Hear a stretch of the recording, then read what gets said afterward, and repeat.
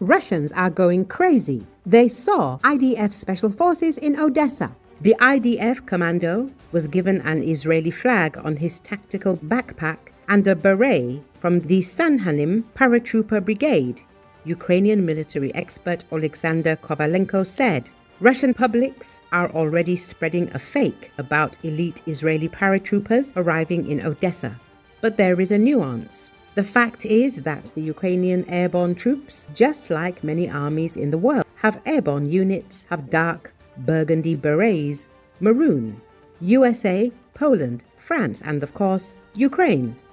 The expert added, apparently it was a paratrooper from the 79th Airborne Assault Brigade who was captured at the bus stop, not Tsankhanim. But the funniest thing is, of course, a special forces soldier from the elite Israeli paratroop brigade, Tsanhanim, is sitting at an Odessa bus stop and waiting for a minibus. How did the generators of this nonsense even manage to fit together such incompatible puzzle pieces?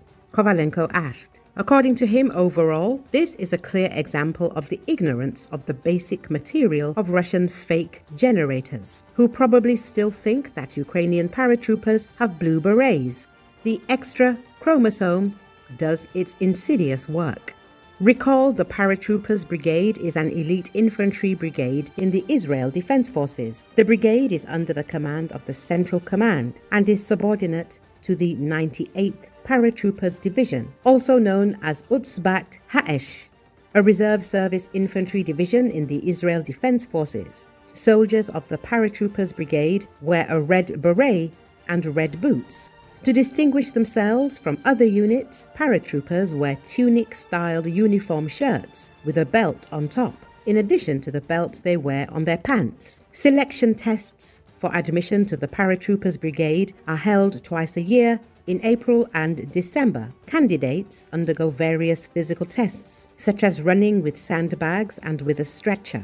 Candidates must also demonstrate certain characteristics, such as responsibility, initiative, ability to improvise, etc.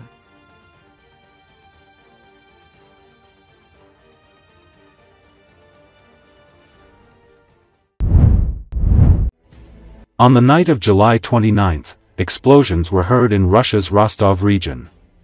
Drones struck the railway station in the city of Salsk, where a fire broke out.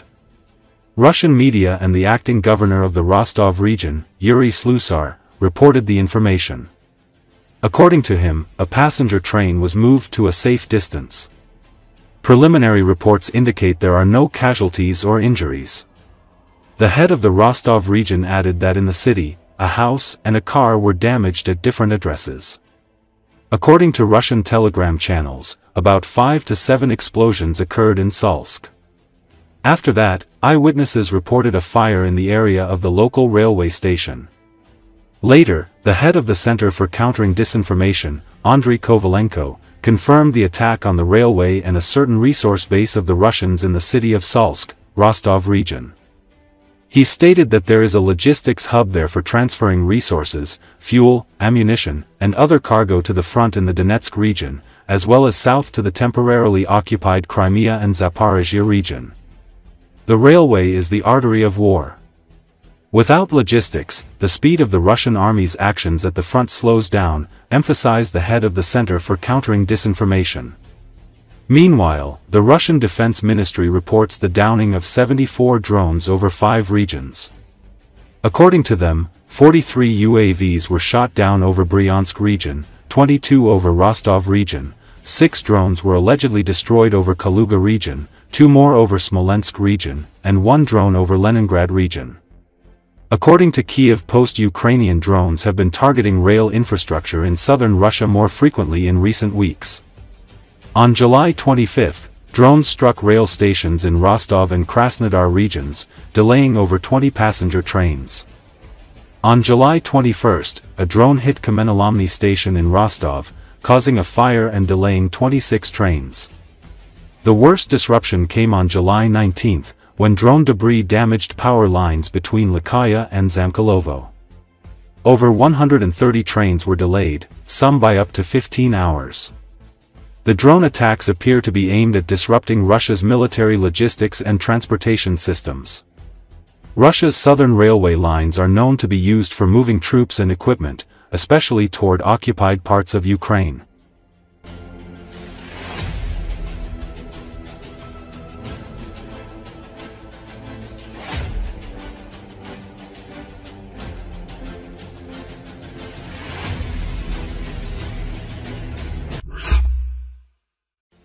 Recently, the logistics of the Russian army came under attack from Ukrainian UAVs. The administrative building of the Zhutovo railway station in the Oktyabrsk district of Volgograd region was destroyed. The second target was an electrical substation, as a result of which the power supply in the network was lost and trains began to be late on the Volga railway. In the recording, you can see that all the remains of the station building is a burnt-out skeleton, and a crane is captured in the camera lens nearby. It turns out that the entire Volgograd-Kotelnikovo line was without power.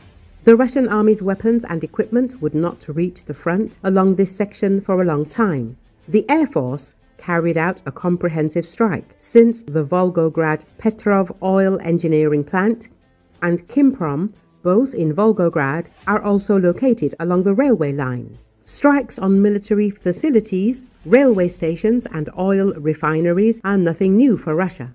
In Putin's swamps, they have long forgotten what a quiet life is, as well as freedom of speech. The head of the Center for the Study of Occupations, Petro Andriushchenko, demonstrated in his Telegram channel how the truth about military losses is being hushed up in the Russian Federation. The consequences that Russian Telegram channels avoid publishing because the truth is a little unpleasant, if not scary, Andriushchenko emphasized. Ukrainian forces are increasingly systematically targeting the occupiers' vital logistics. UAVs attacked the Oktyabrski railway station near Volgograd, 500 kilometers from the front line. According to OSINT analysts, this is the sixth attack in the last week, aimed at the same target, the southern railway corridor of the Russian Federation, which ensures the transportation of equipment, ammunition and manpower to the Donetsk front and occupied Crimea. The map shows all the latest drone strikes along the same route, from Volgograd through Rostov-on-Don, Krasnodar, and further in the direction of Crimea. This line is the main railway artery connecting central Russia with the southern theater of military operations. It is along this line that trains go to the occupied Mariupol, Tokmak, Melitopol, and Dzhankoy. The disruptions in cargo and military transportation are joined by civilian rail transport, which carries Russians to the south for summer vacations. Thus, all channels for supplying military cargo, including highways, are overloaded. The strikes along this line are not just acts of sabotage, but a strategic campaign to weaken Russian forces in the south.